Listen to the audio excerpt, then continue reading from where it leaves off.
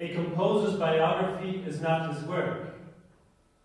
There are questions of style and interpretation beyond a composer's biography.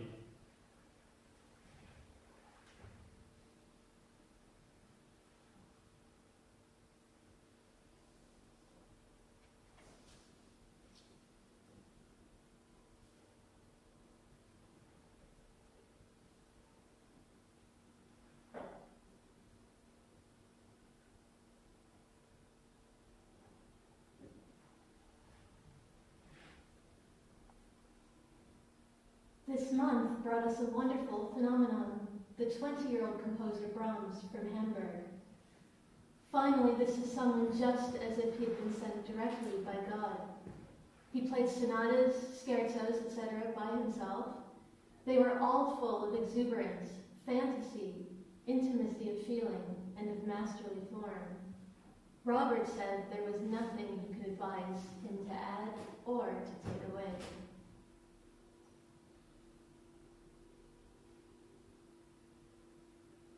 Chrysler is pestering me to go up the Grafenberg, where he wants to lie in the woods by the light of the moon. He is chock full of crazy notions. As the artist, the genius of Düsseldorf, he has painted his apartment full of the most beautiful frescoes in the manner of Caillou.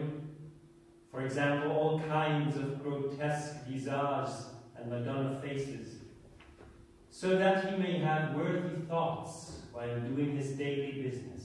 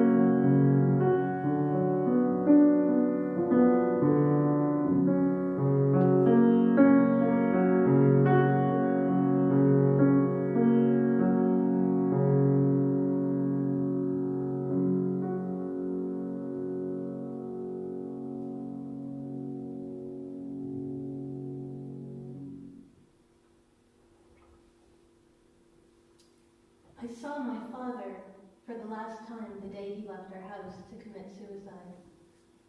They called for me when my mother was talking to the doctor.